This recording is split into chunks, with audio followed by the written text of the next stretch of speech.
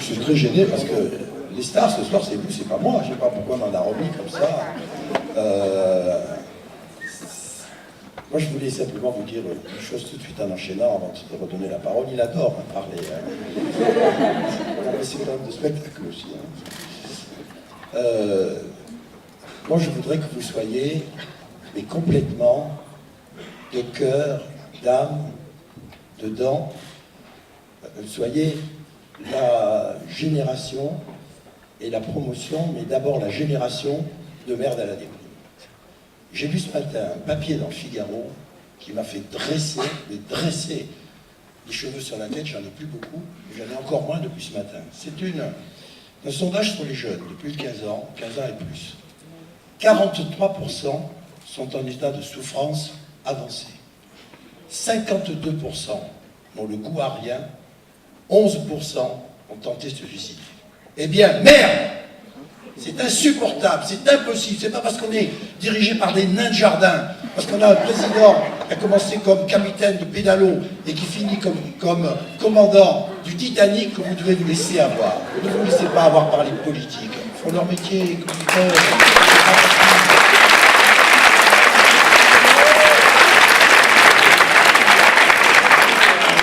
Ne vous laissez pas avoir par vos parents. Ils sont là, ils protègent trop, ils vous disent que des conneries. Je suis parent, 5 enfants, 2 jumelles. Je suis le papa le plus con qui soit. Ne suivez pas leurs exemples. Et surtout, soyez fiers d'être publicitaire. Vous êtes dans le plus beau pays du monde. C'est qu'il y a une étude qui est sortie il y a à peine quelques mois sur 100 pays du monde. Donc on a posé la question, quel est le pays où vous aimeriez vivre si ce n'était pas le vôtre? 99 pays sur 100 ont répondu la France. Mais pas le dernier. Et le dernier, c'est la France. Ah, c'est comme ça. C'est cette histoire de Coluche qui, un jour, est sur le bord d'une rivière, et dans la rivière, il y a un mec qui se noie. Le mec qui se noie crie « Help, help, help !» Et Coluche dit, espèce d'imbécile, au lieu d'apprendre l'anglais, il fallait apprendre à nager. Ne soyez pas ça. Soyez la France qui se lève, soyez la France de demain, soyez la France qui dit non, et soyez la France qui vote Sarkozy.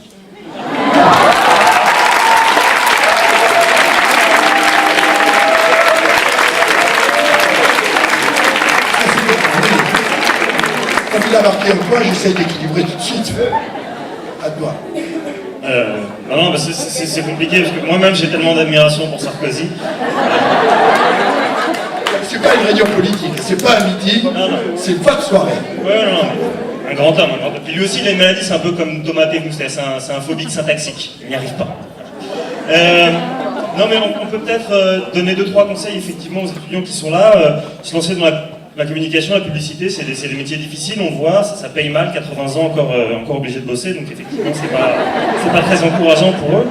Plus, effectivement, Havas et quelques petites campagnes off, je crois que Franck avait parlé effectivement d'une agence, petite campagne de buzz que tu avais demandé, un horloger helvète qui t'avait dit on n'a pas de plan média, tu te débrouilles comme tu veux, mais il faut rajeunir la marque, c'est ça, à moins de 50 ans. T'as pas mal réussi.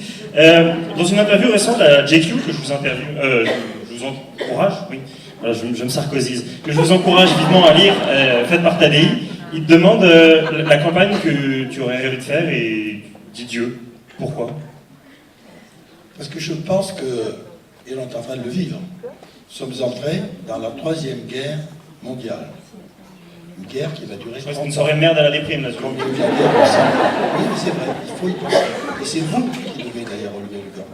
C'est une guerre terrible, c'est une guerre affreuse, parce qu'elle est d'une atrocité terrible, et c'est des armées de l'ombre, on ne peut pas saisir. Et c'est une guerre de religion, c'est la pire de tout. Et moi je rêve de faire une campagne de Dieu, mais de tous les dieux à la fois. Pas d'un seul Dieu, ils sont tous les mêmes. Vous savez bien que c'est pas Dieu qui a créé l'homme, ce sont les hommes qui ont créé Dieu. C'est donc ce qu'il faut rétablir dans le monde. Non pas en supprimant les religions, c'est ce que les hommes ont inventé le plus beau.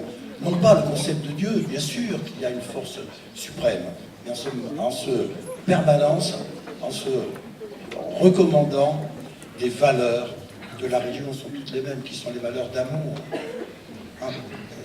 Quel est l'inventeur de la publicité? C'est Jésus-Christ. Il a tout inventé de la publicité, il a inventé le slogan « Aimez-vous les uns les autres ». Il n'y en a pas plus beau au monde.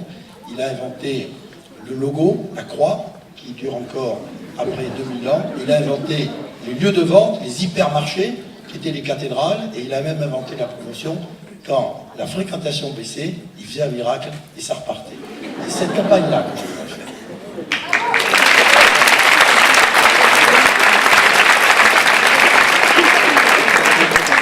Tu rajoutais même qu'il avait inventé le jingle avec les carillons de cloche. Le film disait effectivement, il y a certains intervenants qui rappellent que tu es docteur en pharmacie, donc c'est ton point commun avec Roselyne Bachelot. Donc on voit qu'effectivement la pharmacie mène à tout. Ce soir, ils ont fait 5 études de communication. Alors rassure-les, est-ce que c'est quand même mieux pour devenir publicitaire que de faire de la pharmacie? Est-ce que c'est bien indiqué? Et toi, qui vois tellement de jeunes arriver chez Havas, et Mercedes l'a dit, tu aimes aller leur parler, à quoi ça sert et quelle importance tu accorderais à ces études? Je ne suis pas bien placé pour répondre, parce que moi j'étais l'élève de secondaire le plus nul de France. Et j'ai mis 8 fois à passer mes bacs. 4 ans à passer mes bacs, et si j'étais inexpris, ça n'avait pas droit à une 9e présentation. Mes parents étaient désespérés. J'ai fait mes études de pharmacie, parce que mon père m'a dit, tu ne peux pas être médecin, tu tuerais les gens. Fais un métier commercial, c'est pas gentil pour les pharmaciens, mais ils se trompaient, parce que les études étaient formidables. Dès la première année, j'étais passionné, j'ai été major, dès la première année, je passais d'état de cancre à major, et mon père et ma mère m'ont offert une 2 chevaux. Et instantanément, je suis parti casser cette 2 chevaux sur les routes du monde. J'ai fait le premier raid en 2 chevaux, Perpignan-Karachi, et 3 ans après, quand j'ai eu mon diplôme en poche, je suis parti faire le premier tour du monde en voiture en 2 chevaux. Et ça a été ça, mes études. Et je me souviens d'ailleurs que quand j'avais 16 ans, que mes parents étaient désespérés, j'avais passé mes bacs très très tôt, je m'avais fait sauter 2 ans, c'était beaucoup tôt, c'était ridicule. Mon père avait dit, il faut, Simone, ma mère, il faut que tu amènes le petit à Paris. Il y a maintenant, l'éducation nationale a mis sur pied des orientateurs de profession.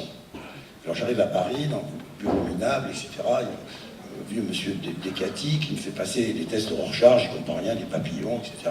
Peut-être cuit, en fait. Bon.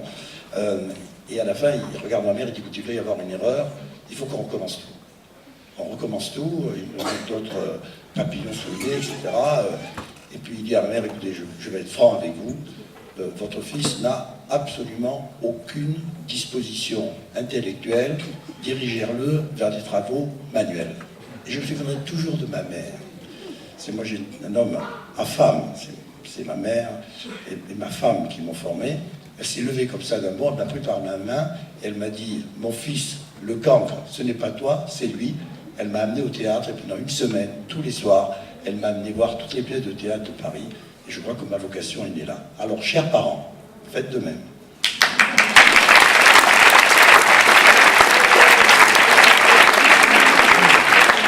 Encore deux petites questions. Il y a 32 ans, tu publiais un livre qui s'intitule Ne dites pas à ma mère que je suis dans la publicité, elle me croit pianiste dans un bordel. Ce qui en dit long sur l'image de la publicité à l'époque. Là, tu viens de faire, avec un certain brio, un certain bashing du politique, mais les publicitaires, est-ce qu'aujourd'hui ils ont tellement bonne presse? Est-ce que ça a vraiment changé depuis 1982? Avant que la publicité arrive à la télévision, la publicité n'était pas aimée parce qu'elle n'était pas très intéressante. Puis c'est la télévision qui a tout révolutionné. Alors il y avait vraiment près de 1 Français sur 2, surtout de bobos et surtout de provinciaux. J'étais fils du Sud, à Perpignan, avant d'être fils de pub, et la proportion était terrible. Il y a toujours 25%, dans tous les pays du monde d'ailleurs, il y a toujours 25% de publiphobe, il y a toujours 25% de crétins, il y a toujours 25% de cons dans tous les métiers et dans toutes les nations du monde. Mais d'une manière générale, les gens adorent la pub, quand elle est bonne, quand elle le mérite. 90% des Français disent qu'il y a trop de pubs à la télévision. Non! Il y a trop de pubs nulles à la télévision. Nom de Dieu, de nom de Dieu. On devrait mettre en prison les mecs qui font des pubs pareilles. On devrait enlever leur diplôme et leur possibilité d'exercer aux agences qui ne sont pas créatives. C'est un crime contre la culture, c'est un crime contre l'éducation, c'est un crime contre la société, c'est un crime contre l'économie. On devrait avoir des censeurs de publicité qui interdisent les anomalies, les imbécilités, les escroqueries que l'on voit sur les chaînes de télévision. Ça sera ça votre mission. Vous devez relever le niveau de la publicité. Vous vous rendez compte de la chance que vous avez? Vous allez faire le plus beau métier du monde. Vous êtes vendeur de bonheur, vous êtes vendeur de rêves, vous êtes vendeur de vie, vous êtes vendeur de différence, vous êtes des marchands d'idées. L'argent n'a pas d'idées. Il n'y a que les idées qui font de l'argent. Si vous n'avez pas d'argent, ayez des idées. Et si vous n'avez pas d'idées, changez de métier. Restez pas dans cette salle. Rentrez chez vous. Allez chez Publicis. Ne restez pas dans la rue.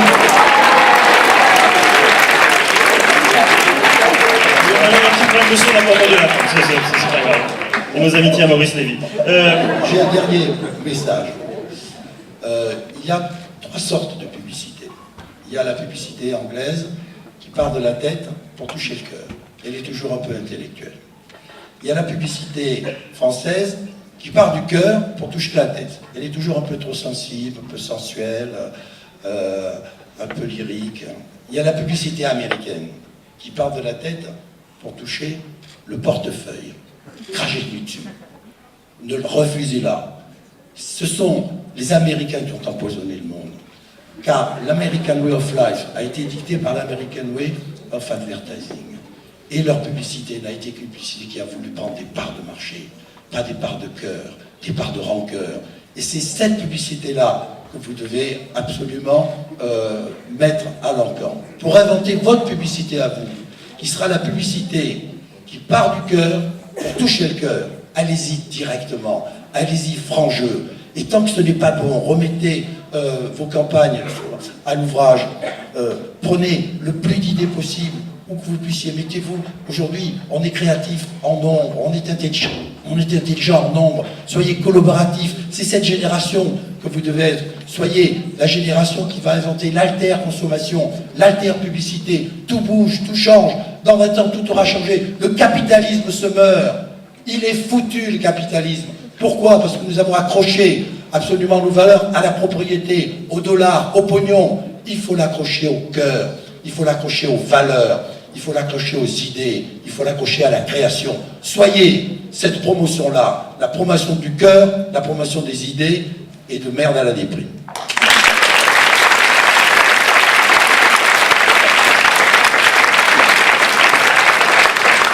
Je me permets, parce que je leur faisais souvent en cours, mais un dernier conseil de lecture, exactement sur ce que tu viens d'évoquer. Il y a Jérémy Rifkin qui vient de sortir un excellent bouquin. Alors, il y en a pour 600 pages, mais maintenant vous avez plein de temps libre, puisque vous ne faites plus que bosser, qui montre que le capitalisme mourra dans 30 ans. Une toute dernière question, effectivement, à part avoir du cœur et des idées, c'est quoi le portrait robot du communicant idéal aujourd'hui? C'est un homme, c'est une femme qui a la passion. La passion de son métier, la passion de la vie, la passion des gens, qui aime profondément le consommateur, c'est lui votre patron, c'est pas celui qui vous emploie, qui aime profondément les idées nouvelles, qui a de la curiosité, et avant tout, qui aime sa femme. Moi, je n'ai qu'une fierté dans la vie, je suis marié à la même femme depuis bientôt 40 ans, j'ai 5 enfants, je suis le seul publicitaire de ma génération qui a 5 enfants de la même femme, et on ne s'est jamais disputé en 40 ans. On ne se force pas, on ne s'est jamais retourné dans un lit, on ne s'est jamais dit un mot blessant. On a tout fait la main dans la main, et tous les matins, quand je me réveille, elle me regarde et elle me dit « Tu es beau, je t'aime ». Alors je me précipite devant la glace, je dis Cahuzac est passé dans la vie, dans la nuit, il m'a replanté des cheveux, il m'a changé de gueule, etc. Pas du tout. Je vois ma sale gueule de papy dans le miroir et je me dis, elle t'aime, puisque l'amour est aveugle. Et je pars retrouver ma maîtresse. Et ma maîtresse n'est pas Astrid. Ma maîtresse, c'est la pub. Et je lui donne toute ma vie. Et j'ai un coït permanent. Et je n'ai qu'un seul conseil à vous donner, ce sera le mot de la fin. Ce soir, faites l'amour, pas la pub.